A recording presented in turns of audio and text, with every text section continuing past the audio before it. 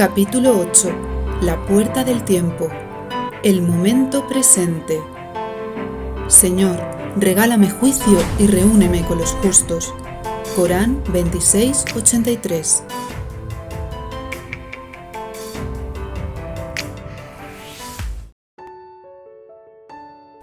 El otoño desplegó su manto de colores dorados, castaños y cobrizos por todo el mundo de cristal. No había señal de la oscura Trinidad, por lo que Alma y sus compañeros se centraron en su camino de Coramor. Era el mes de los desafíos en la zona del tiempo.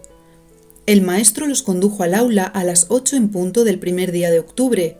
«Mira, Amador, los pupitres tienen forma de reloj solar», Solidario apuntó con su dedo hacia el interior de la clase. «Y las paredes están llenas de relojes de cuco y de bolsillo», añadió él. «Cuidado, por allí al fondo vienen relojes de arena voladores». Fauna se agachó. «¡Ay!». Uno de los relojes chocó contra la cabeza de Pacífico. «Primero me golpea la estrella fugaz en el aula de la evolución y ahora estos relojes. ¿Es que tengo un imán en la cabeza?». Los muchachos no pudieron contener la risa, hasta que el maestro Tiempo habló. «Cuando queráis podéis preguntar ese misterio que tanto os intriga». Estaba claro que les había leído el pensamiento. «Ayer el caballero de los ojos vendados se volvió lúcido de repente», expuso Dulce, que iba ganando confianza a medida que avanzaba el curso. En un instante comprendió quién era en realidad, su verdadero ser, y empezó no solo a aceptarse, sino también a amarse a sí mismo. ¿Qué son las semillas luminosas de los cofres? «Son las semillas de la consciencia», contestó el maestro. «Plantadlas en la mente de quien precise vuestro servicio y llenaréis de dicha su alma, pues como sabéis, el despertar de la mente nos abre al amor, la poderosa energía que mueve el mundo y el universo». «¿Entonces los cofres del despertar dan a cada cual lo que requiere mediante la elevación de la consciencia y la energía del amor?», preguntó Flora. «Sí, y solo funcionan cuando las personas están preparadas, porque ya han empezado a conectar en su interior con aquello que necesitan para evolucionar», dijo Tiempo. «Es decir, que al caballero le hicieron efecto las semillas porque ya había empezado a quererse a sí mismo», abrevió Solidario. «Sí, porque abrió su mente a la lucidez de vuestras palabras. Por eso superasteis la prueba», explicó Tiempo, que seguía con su costumbre de pellizcarse las orejas para situar su mente en el presente. «Hoy vamos a hablar de otro poder que os ayudará a superar los obstáculos de la zona del tiempo y a conquistar un nuevo peldaño de vuestra evolución espiritual». «¿Otro? Voy a volverme loco con tantos poderes», Pacífico hizo reír a sus compañeros. «Se trata del poder del presente», sonrió el maestro mientras paseaba su delgadez por la tarima a la par que esquivaba los inquietos relojes de arena voladores con total serenidad. «¡Ay! ¿Es que estos relojes no van a parar nunca?». Aquella vez el golpe lo recibió justo, aunque había valido la pena porque Flora, su Flora, fue hasta él para ver si le dolía el chichón de la cabeza. «¿Acaso os molestan estos indefensos relojes?», preguntó Tiempo antes de apartarse con suavidad de uno de arena. «¿Indefensos? No dejan de ir de delante hacia atrás y al revés, y nos están destrozando la cabeza a golpetazos», protestó Pacífico. «Creo que el maestro quiere que descubramos algo», intuyó Alma, que había permanecido atenta.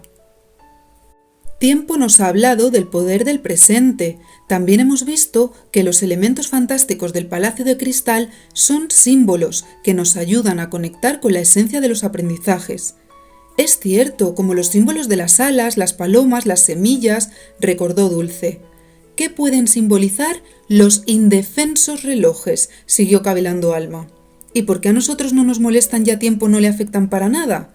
Amador añadió una nueva cuestión al misterio. «Solo sé que con tanto ir adelante y atrás me están volviendo majareta».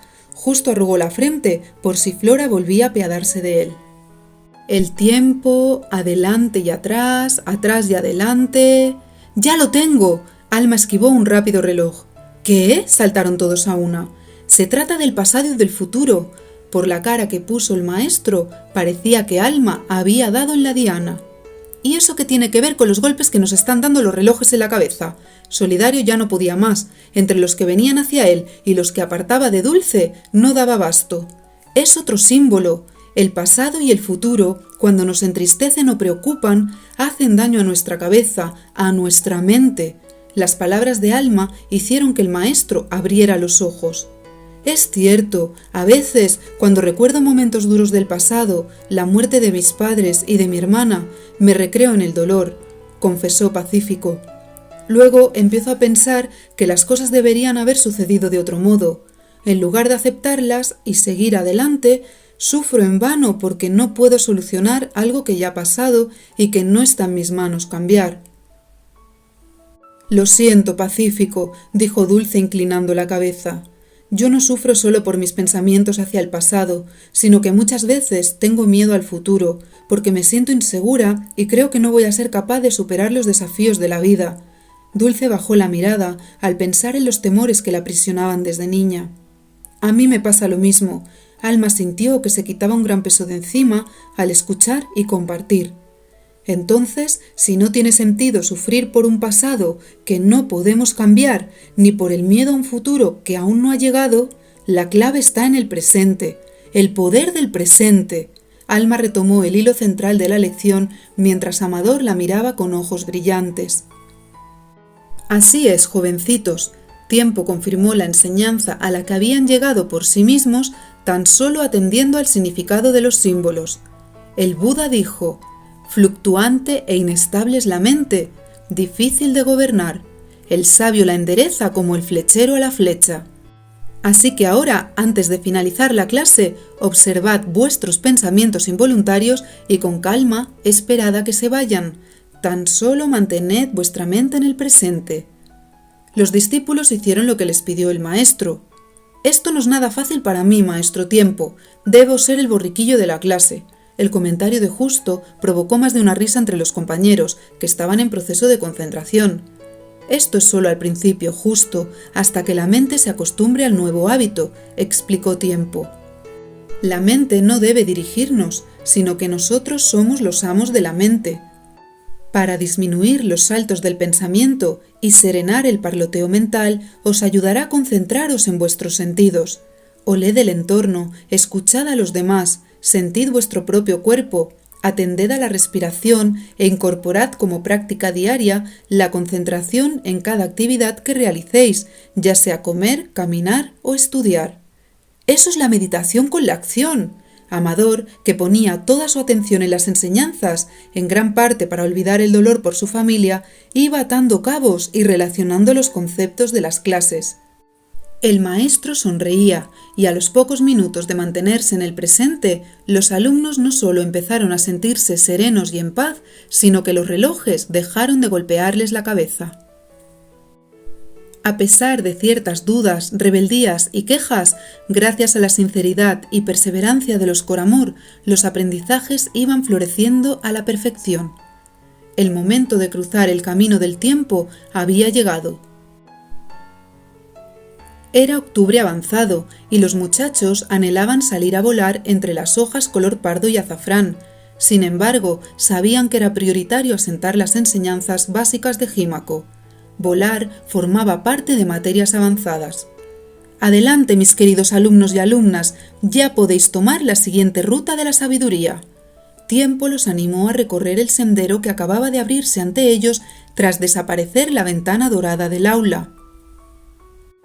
Se trataba de un camino de tierra negra. A su alrededor crecía espesa hierba blanca donde pastaban los números del 1 al 12 como si fueran vacas. «Estamos caminando sobre el minutero de un reloj», advirtió Amador. «¿Y qué hora es?», bromeó Pacífico. «Son las 8:25». Alma contestó, dando una importancia inesperada a la pregunta. «Mirad, ¿veis aquel otro camino negro de allí? Es la aguja de las horas y señala a ese 8 tan enorme que no para de comer hierba blanca. Y nuestro camino, que es la aguja de los minutos, acaba en punta de flecha en la vaca, quiero decir, en el número 5. Es cierto, ahora reflexionemos. ¿Qué significado tiene esto?». Flora hizo un guiño a Fauna que expresaba: «Estoy aprendiendo a hacer las preguntas adecuadas, hermanita».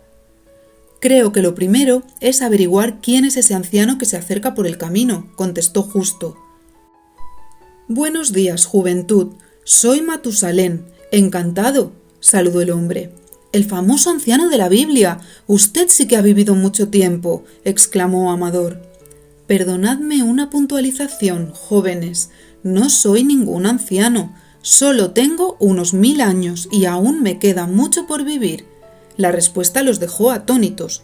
Lo que pasa es que no me siento muy bien. Estos últimos días no he dejado de pensar en los seres que perecieron en el diluvio. Mi cabeza no para de dar vueltas y más vueltas sobre el asunto, y me siento agotado, incluso cuando intento distraerme jugando con los números. Escuche, señor Matusalén, quizás le iría bien descansar un poco, ya que ahora nada se puede hacer. Hemos aprendido que el pensamiento involuntario provoca un enorme desgaste de energía, le explicó Fauna. ¿Y cómo puedo liberarme de estos pensamientos que tanta tristeza me causan? Una forma efectiva de salir del sufrimiento es concentrarse en lo que está diciendo ahora mismo, situando su pensamiento en el presente. Y en cuanto aparezcan tristezas del pasado en su mente, cámbielas por pensamientos serenos, así su mente se irá llenando de mayor bienestar. Al principio puede costar un poco, pero lo logrará con la práctica. Se lo decimos por experiencia, le informó Solidario. De forma repentina, el camino empezó a temblar por el ímpetu de un terremoto. Mientras los 8 se agarraban con fuerza a los brazos de Matusalén, éste, movido por el peligro, se centró en asir a los muchachos y en mantenerse firme sobre sus pies. La sacudida sísmica cesó. Sin ser consciente de ello, el anciano había puesto en práctica la sabiduría de situar la mente en el presente, y por eso el minutero se había movido de forma brusca hacia el número 6, que seguía pastando con placidez sobre el blanco prado. Ahora lo entiendo, hemos superado la primera prueba del camino. Cuando lo hagamos con las otras 2, llegaremos a la al número 8, que es nuestro número mágico. La cara de Alma irradiaba alegría. Ojalá hubiéramos llegado ya al 8. La impaciencia de Fauna les supuso un nuevo obstáculo. Su deseo de estar en el futuro en lugar de vivir el presente hizo que la aguja retrocediera. El movimiento hacia atrás fue tan brutal que varios de los muchachos perdieron el equilibrio y cayeron de bruces contra el camino negro, o mejor dicho, contra la aguja del reloj. Fauna tuvo peor suerte. De no ser porque en el último instante se agarró al borde del camino, hubiera caído 8 metros hasta el pasto, sin que sus alas le hubieran servido de ayuda, ya que no debían emplearlas en las primeras lecciones de su entrenamiento. Pacífico corrió en su ayuda seguido de Alma y Amador, que lograron tirar de la túnica de Fauna para subirla de nuevo a la aguja del inmenso reloj. Matusalén y los demás seguían en el suelo, doloridos, con rasguños y moratones. ¿Estáis todos bien? Ellos asintieron a Matusalén. ¿Qué son estos terremotos? No entiendo nada. Es importante que nos concentremos. Conocer la teoría del poder del presente solo es útil si la aplicamos. Así podremos superar este camino de la sabiduría, alertó Amador. Y nada de sentirse culpable, Fauna, que empiezo a ver tristeza en tu cara. Recuerda la lección. Los errores son para aprender. Todo es perfecto como es. Flora avisó a su hermana a tiempo para que la aguja no volviera a retroceder. Es cierto, además, como nos explicó el maestro Tiempo, según las enseñanzas de los sabios, la culpa y la tristeza, así como el resentimiento y la falta de perdón, suelen señalar que hay anclas de pasado en la mente. Dicho esto, Fauna se concentró en el presente y gracias a ello la aguja hizo un recorrido vertiginoso hasta el número 7.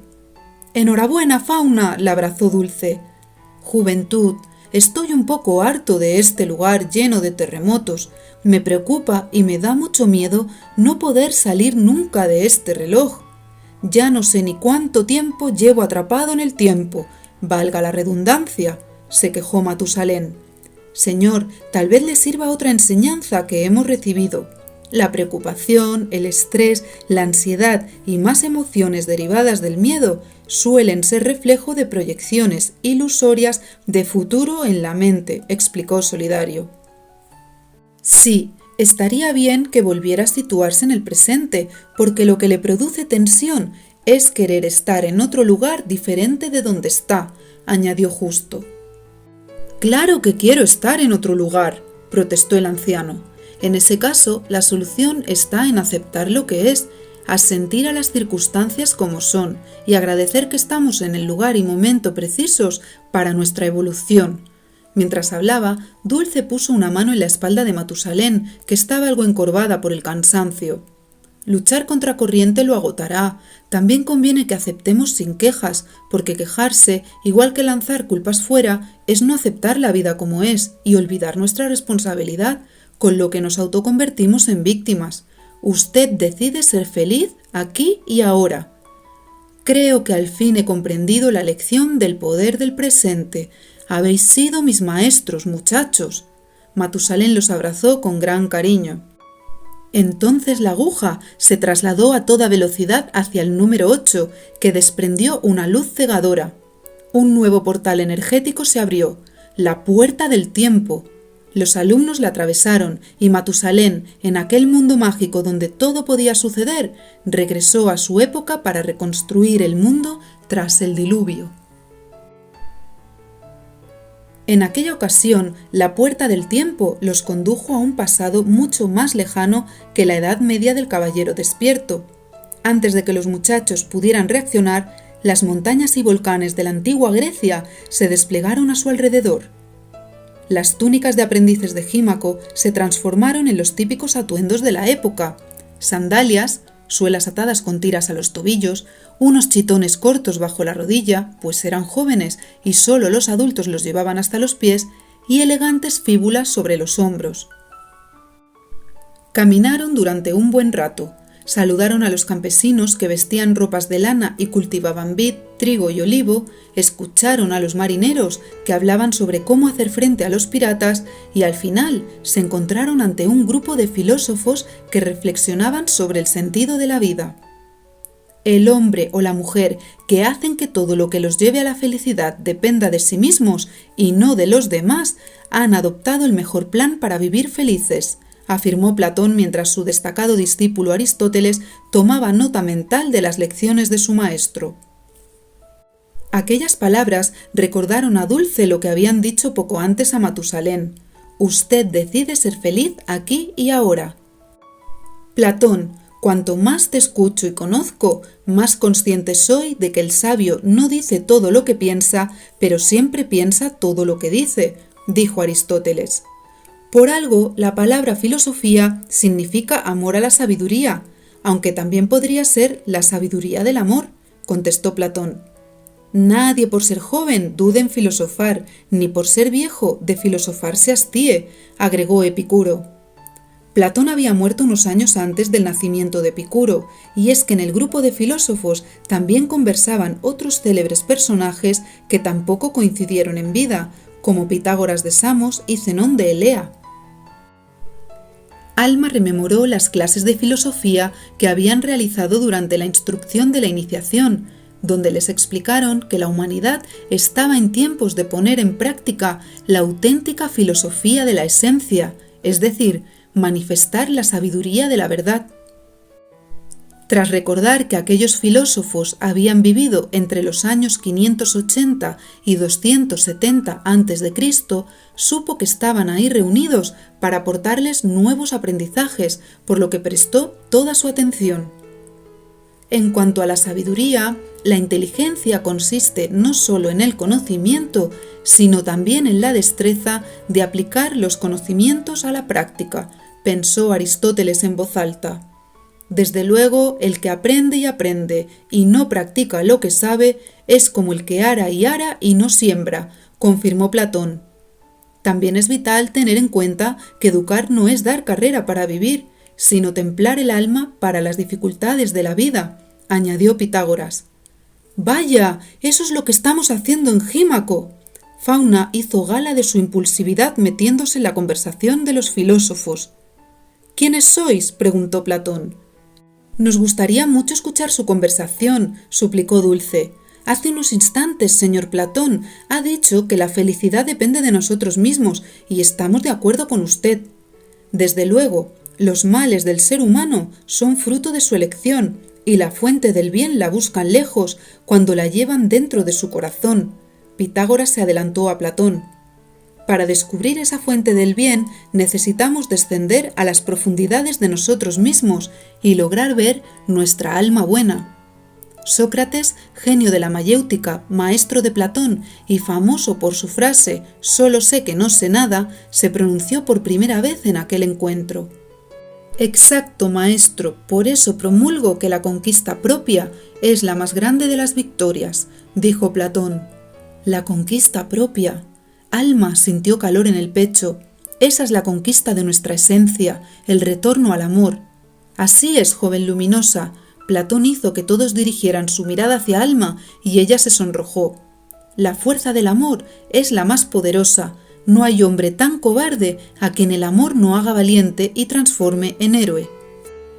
Héroes. La mente de Justo ya se había perdido en fantasías épicas como las de sus Casídas favoritas. Eso significa que el amor verdadero es el camino de los héroes, de los guardianes de la luz, de los Coramor. Muchacho de cabello bermellón, evita malgastar tu tiempo soñando y vive el efímero presente, le dijo uno de los discípulos del grupo. Zenón pensaba que ninguna pérdida puede sernos más sensible que la del tiempo, puesto que es irreparable, aunque como los 8 no estaba del todo de acuerdo con las palabras del joven discípulo. En el acto, ante el estupor de los filósofos griegos, los cofres del despertar desprendieron 8 semillas de luz que tras regar la coronilla de aquel aprendiz lo impulsaron a seguir hablando. ¿Dónde estábamos, compañeros y compañeras? Ah, sí, iba diciendo que el tiempo está vivido con plenitud cuando se vive con amor. Y todos vuestros sueños, aquellos que os guían en el verdadero camino, tenedlos siempre presentes y avanzad hacia ellos con perseverancia, porque así un día se harán realidad. Los filósofos aplaudieron las palabras del aprendiz y los 8 Coramor se lanzaron sobre ellos para abrazarlos y despedirse hasta la próxima vez. Por la noche, después de la celebración por la superación de la puerta del tiempo, Alma solo podía pensar en las últimas palabras del joven filósofo, en el valor que adquiere el tiempo cuando se vive con amor, porque cuanto más tiempo pasaba cerca de Amador, más crecía su especial afinidad con él y más valioso se tornaba cada segundo. Nunca antes había sentido nada parecido. ¿Sería aquello amor?